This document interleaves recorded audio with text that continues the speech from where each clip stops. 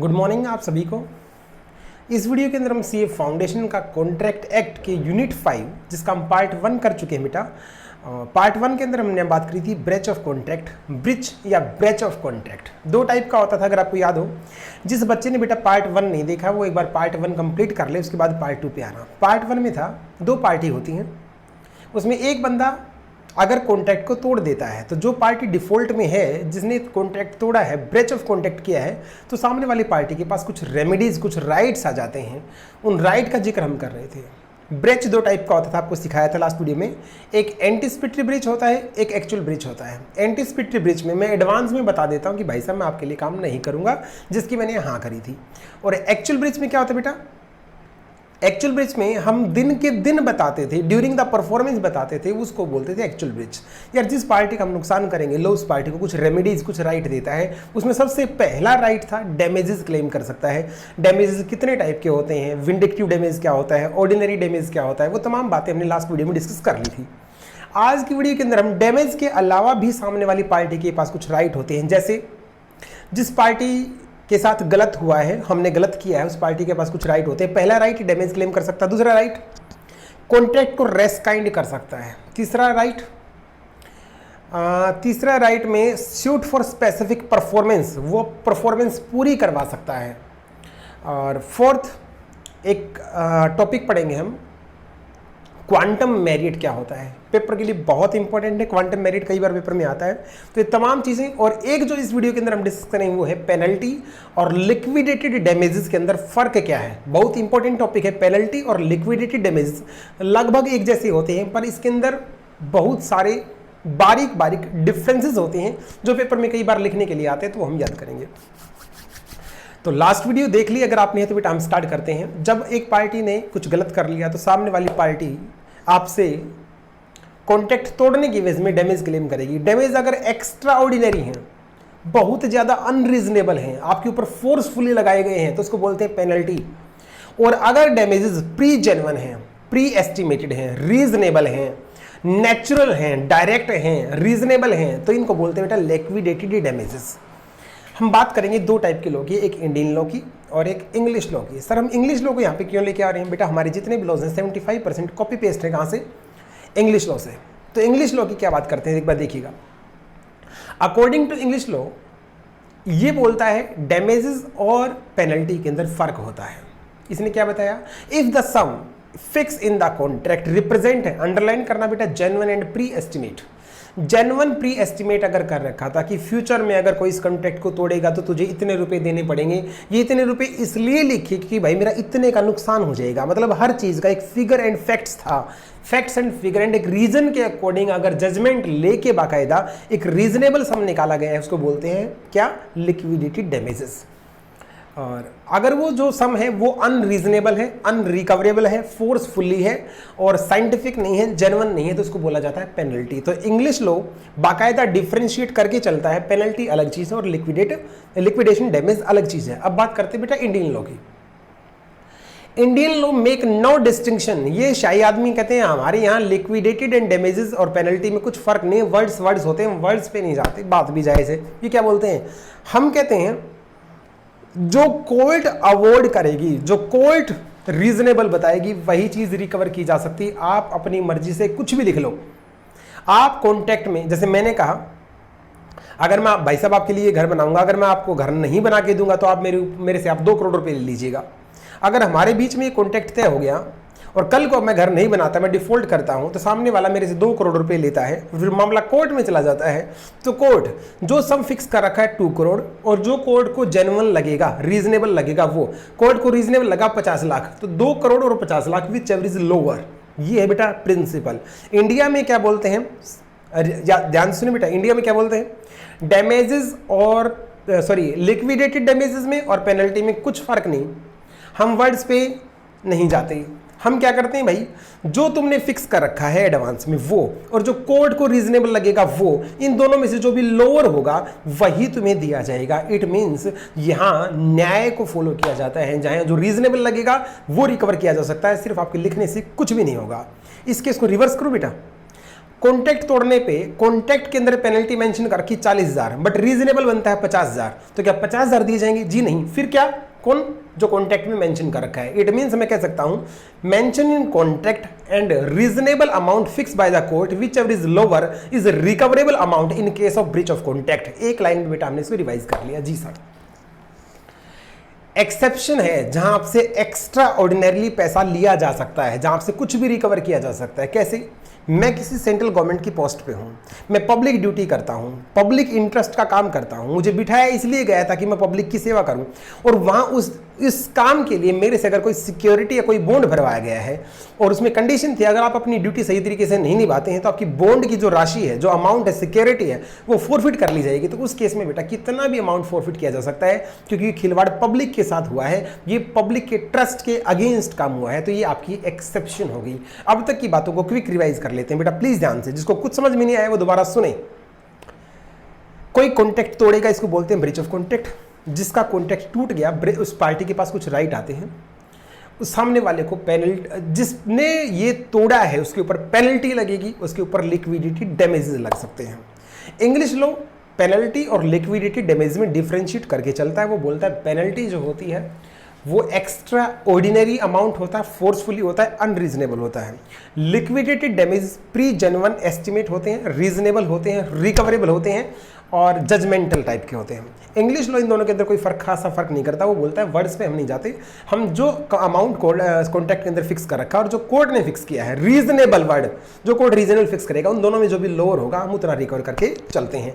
पर इस रीजनेबल की एक एक्सेप्शन है। अगर कोई बंदा ने सेंट्रल गवर्नमेंट या स्टेट गवर्नमेंट को गवर्नमेंट ऑफिशियल ड्यूटी के लिए बॉन्ड साइन करके दे रखा है और फिर वो पब्लिक के साथ कुछ धोखा करता है, तो उससे कितना भी अमाउंट रिकवर किया जा सकता है। छोटे छोटे 2-3 एग्जांपल दे रखे बेटा, जैसे मैं आपको बता दूं। फर्स्ट में लिख रखा है A contract with B if A practice as a surgeon in Kolkata. अगर भाई साहब मैं किसी के पास नौकरी करता हूं और मैं बोलता हूं अगर मैं आपको भाई साहब कहीं और प्रैक्टिस करता मिलूं, प्राइवेट प्रैक्टिस करता मिलूं, तो आप मेरे पे 50,000 रुपये का जुर्माना लगा सकते हैं। A practice as a surgeon at Kolkata, B is entitled to such compensation. Mention कर रखा कॉन्ट्रैक्ट में कितना? 50,000 रुपये। As the court consider reasonable, 50,000 तो है ही, अगर कोर्ट को रीजनेबल 40 लगेगा तो 40 ही दिया जा सकता है। अगर कोर्ट को रीजनेबल 60 लगेगा तो 60 की पेमेंट नहीं हो सकती, 50,000 की पेमेंट हो सकती है। सेकंड एग्जांपल बोलता है मैंने आपसे 10,000 रुपये लिए उधार, मैंने बॉन्ड दिया आपको 20,000 रुपये का कि भाई साहब मैं 4,000 करके आपको 20,000 रुपये वापस दे दूंगा। लिए 10 हैं, देने 20 हैं। एक तो यहीं से दिख रहा है क्या डबल अमाउंट दिया जा रहा है, और फिर उसमें कंडीशन लगा रखी है एक दिन भी अगर लेट हो गया ना तो सारा का सारा पैसा उसी दिन देना पड़ेगा। बेटा ये थोड़ा सा अनरीजनेबल टाइप का लग रहा है, तो ये लगने में क्या है, हो सकता है लिक्विडेटेड हो, पर लगने में ये स्टिपुलेशन जो लगाई गई है, शर्त जो लगाई गई है, वो पेनल्टी की है। ए अंडरटेक टू रिपे लोन, 10,000 रुपये लिए हैं, 5 इक्वली इंस्टॉलमेंट में 10,000 ही वापस देने हैं। अगर कोई इंस्टॉलमेंट भाई साहब लेट हो जाती है तो वो पैसा सारा ड्यू हो जाएगा। ये स्टेपुलेशन जो आपकी लग रही है पेनल्टी टाइप की नहीं, क्योंकि यहाँ पे डबल अमाउंट को पे करने की बात नहीं हो रही है। Distinction between liquidated damages and penalty, वैसे तो इंडियन लोग फर्क करके नहीं चलता, लेकिन स्टिल अगर पेपर में कुछ आता है कि डैमेजेस और पेनल्टी में डिफरेंशिएट कीजिएगा, तो वैसे तो हमने इंग्लिश लॉ में ऊपर पढ़ लिया, लेकिन स्टिल 4-5 पॉइंट यहाँ पे नीचे दे रखे, मैं फटाफट बता देता हूँ और आपको अंडरलाइन कराऊंगा, उसी को अंडरलाइन करना। If the sum payable is so large, if the sum payable is so large, अगर जो अमाउंट पे करने की बात की वो बहुत लार्ज है तो वो पेनल्टी है। पहला पॉइंट हो गया। दूसरा point, where a sum is express to be payable on a certain date, अगर कोई काम किसी टाइम पे होना था, and further sum in the event of default, अगर आपने टाइम से नहीं किया तो इतने रुपए और लग जाएंगे। जैसे मैंने बोला अगर आपने फीस 10,000 रुपये मेरे को टाइम से नहीं दी तो 11 तारीख को 2,000 रुपये की पेनल्टी लग जाएगी। बेटा ये नाम से ही लग रहा है पेनल्टी, क्योंकि सिर्फ चीज का लेट हो जाने से ही कई बार डैमेजेस रिकवर नहीं होते हैं, तो ये भी क्या है, पेनल्टी। थर्ड पॉइंट, इंडिया के अंदर जो कॉन्ट्रैक्ट में लिख रखा है वही फाइनल नहीं होता है। Court must find out, court find out करती है कि जो दिया जाना है वो रीजनेबल है भी या नहीं। कोर्ट पता लगाती है वो पेनल्टी है या लिक्विडेटेड डैमेजेस है। और तुम कुछ भी लिखते रहो, अगर वो एक्स्ट्रा वेगेंट है और एक्सोर्बिटेंट है तो वो पेनल्टी है, कोर्ट उसको पेमेंट करने नहीं देती। फोर्थ पॉइंट में बोलता है अगर जेन्युइन और प्री एस्टिमेट है तो डैमेजेस है, और जेन्युइन और प्री एस्टिमेट नहीं है तो वो पेनल्टी है। 5th पॉइंट बोलता है इंग्लिश लॉ को में डिस्टिंक्शन लेके चलती है। इंग्लिश लॉ बोलती है रीजनेबल होता है डैमेजेस और अनरीजनेबल होता है पेनल्टी। तो ये वही बातें बेटा अलग से नहीं थी जो हमने ऊपर ऑलरेडी डिस्कस कर चुके थे। फटाफट आते हैं सर, अगर कोई कॉन्ट्रैक्ट तोड़ता है तो जिस पार्टी के साथ धोखा होता है, जिसके साथ गलत होता है, क्या वो सिर्फ डैमेज लेके चुप बैठ जाती है? नहीं बेटा, उसके पास कुछ और भी राइट होते हैं, जिसमें पहला राइट आपको डैमेज का अब और राइट बता रखे हैं। वो कॉन्ट्रैक्ट रेसेशन ऑफ कॉन्ट्रैक्ट, चाहे तो वो कॉन्ट्रैक्ट को कैंसिल भी कर सकते हैं और कैंसिल करके जो भी उनको नुकसान हुआ है वो आपसे रिकवरी कर सकते हैं। सेकेंड पॉइंट मोस्ट इंपॉर्टेंट लिख लीजिएगा बेटा, quantum Marriott. Quantum Marriott sir ये क्या है? क्वांटम, जितनी क्वांटिटी में आपने मेरिट काम किया है, इट मीन्स हम कह सकते हैं एज मच एज अन, जितना काम जितना आप डिजर्व करते हैं उतना पैसा तो कम से कम आपके लिए मिलना चाहिए। मैं फटाफट एक केस बनाता हूं बेटा। आपने कहा सर हमें लॉ पढ़ा दो, मैंने कहा पढ़ा देंगे बेटा कोई दिक्कत नहीं, और मैंने आपको पढ़ाना स्टार्ट कर दिया। और मजे की बात, फीस को लेके कोई रेम्यूनरेशन को लेके बात नहीं हुई, फीस हमारी फिक्स नहीं थी। आप पढ़ते रहे, मैं पढ़ाता रहा। लॉ के अंदर 12 चैप्टर है मान लो बेटा, और 8 चैप्टर या 9 चैप्टर मैं करवा चुका हूं। अब किसी कारणवश से मैं आगे नहीं पढ़ा पा रहा, अगर किसी कारण से मैं आगे नहीं पढ़ा रहा या तुम आगे नहीं पढ़ रहे, तो क्या मुझे फीस नहीं मिलेगी? आप कह रहे हैं सर पूरा लॉ कराओगे तो फीस मिलेगी। नहीं। अब कोर्ट क्या करती है, ये देखती है क्या कॉन्ट्रैक्ट डिविजिबल है, क्या कॉन्ट्रैक्ट को अलग अलग किया जा सकता है, क्या आधे पार्ट का पूरे पार्ट से कोई लिंक भी है या नहीं, क्या काम फ्री तो नहीं किया जा रहा था। अगर काम फ्री किया जा रहा था तो पैसे की बात ही नहीं होनी चाहिए।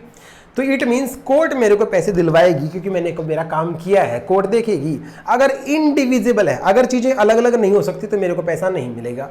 मैं सिंपल एग्जांपल लूँ, जैसे मैं किसी नाई के पास चला गया बेटा, मुझे अपनी दाढ़ी बनवानी थी, पैसे की बात नहीं हुई, उसने दाढ़ी बनाना स्टार्ट कर दिया। जब उसने यहाँ तक की दाढ़ी बना ली तो उसने बताया कि यहाँ शेविंग के 100 रुपये लगेंगे। मैंने कहा भाई साहब मैं नहीं, इतने रुपए मैं नहीं दे सकता, एक काम करो आप छोड़ दो बीच में ही। वो कहता भाई साहब आपने आधी बनवा ली तो आधी के पैसे दे दो। आप बताएं बेटा आधी शेविंग की किसकी काम की है? ना मेरे को उसका कोई फायदा है और ना मैंने इस चीज़ को एंजॉय किया है। तो ये आधी शेविंग करना इनडिविजिबल कॉन्ट्रैक्ट है, इसको अलग अलग नहीं किया जा सकता, इसलिए यहाँ पे कोई पेमेंट नहीं करनी। पर चैप्टर जो है अलग अलग किए जा सकते हैं, पहले 6 चैप्टर को बाद के 6 चैप्टर से अलग किया जा सकता है। हर चैप्टर की अंडरस्टैंडिंग अलग अलग है, तो वहाँ पे कॉन्ट्रैक्ट डिविजिबल है। तो कॉन्ट्रैक्ट डिविजिबल है और मैंने फ्री में काम नहीं कर रखा, मैं डिफॉल्टेड पार्टी नहीं हूं, तो मुझे कोर्ट राइट देती है क्या कि जितना आपने काम किया है, जितना आप डिजर्व करते हैं उतना आपको दे दिया जाएगा। इसको बोलते हैं बेटा क्वांटम मेरिट। क्या आप सभी लोग समझ गए? जरूर सर। इसको यहां से ना पढ़ के बेटा, यहां से ना पढ़ के आपको सीधे कंडीशंस पे आना है, ABCDEF। ऊपर का आप क्रॉस कर सकते हैं, उसमें कुछ भी नहीं बेटा, ये फालतू की बातें हैं।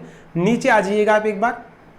The claim for quantum merit arise in the following cases. ये बड़ी मोस्ट इंपॉर्टेंट चीज आपके लिए। When an agreement is discovered to be void or where a contract become void। अब आगे मैं काम नहीं करूंगा, मैंने काम करने के लिए कर दिया मना। सेकेंड पॉइंट, कुछ काम किया जा चुका है but without any intention to do so gratuitously या ग्रेसियसली। सर ये ग्रेसियसली मतलब क्या होता है? मेरी कोई इंटेंशन नहीं थी, वो काम फ्री में नहीं हो रहा था। बेटा ग्रेसियस होता फ्री में काम करना, वो काम फ्री में नहीं हो रहा था। तीसरा point, where there is a express or implied contract to render service but there is no agreement as to, वहां पे remuneration की कोई बात नहीं हो रखी थी। Fourth point, way one party abandon और एक पार्टी ने काम करने से मना कर दिया।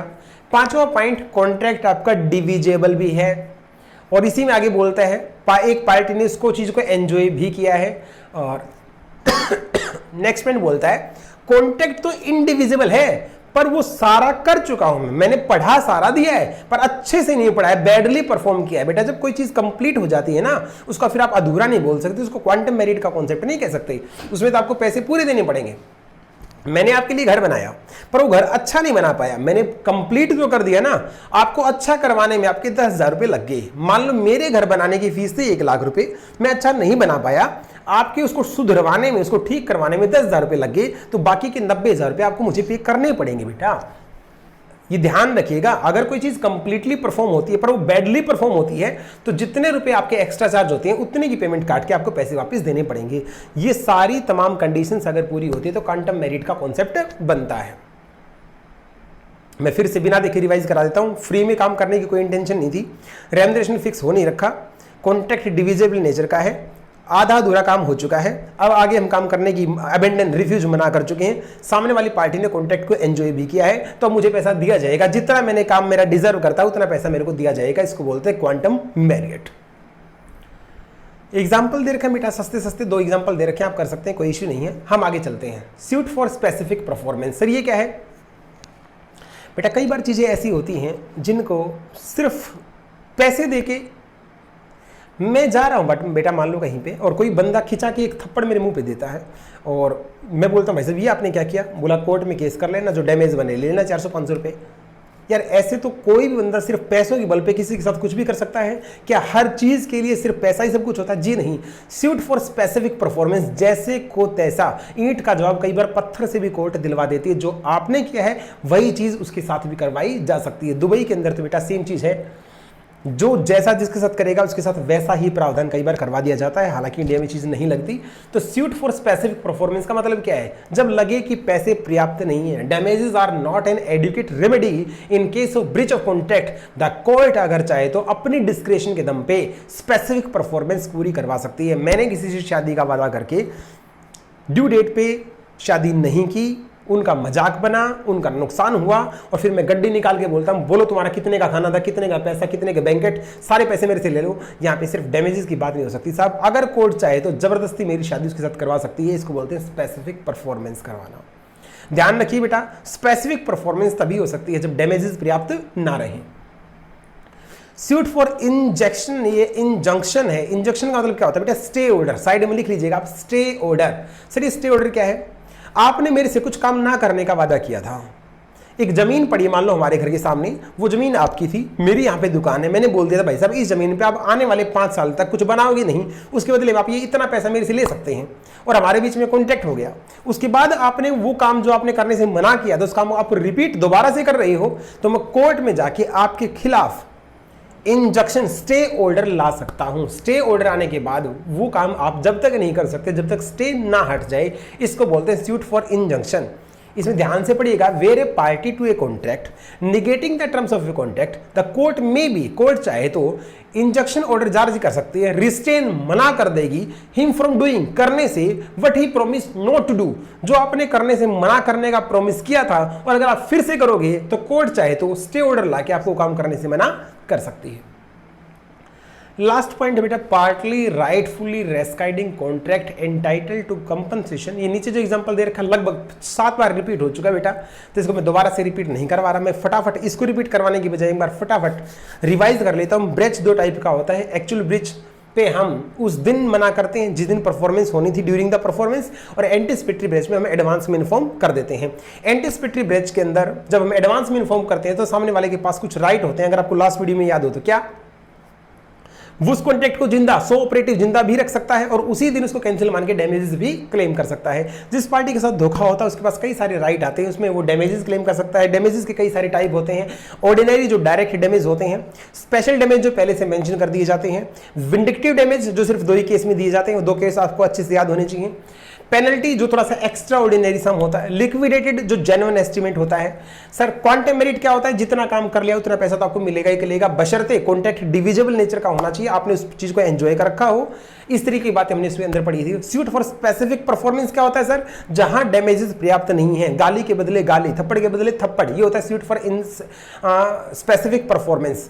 सर सूट फॉर इंजेक्शन क्या होता है? अगर आपने कुछ काम ना करने का वादा किया और उसके बाद फिर से आप वो काम करना स्टार्ट करते हैं कॉन्ट्रैक्ट को तोड़ के, तो आपके ऊपर स्टे ऑर्डर भी लाया जा सकता है। तो इस तरीके की बातें हमने की बेटा। नेक्स्ट वीडियो के अंदर हम नेक्स्ट यूनिट कंप्लीट करेंगे, और जैसे हमारी नेक्स्ट यूनिट कंप्लीट होगी हमारा कॉन्ट्रैक्ट एक्ट फिनिश हो जाएगा बेटा। इसलिए घर पे कॉन्ट्रैक्ट एक्ट को रगड़ दीजिएगा। कॉन्ट्रैक्ट अगर समझ में आता है तो बाकी सारी चीजें क्रिस्टल क्लियर हो जाती है। मिलते हैं बेटा नेक्स्ट वीडियो में, तब तक मन लगा के मेहनत करिएगा।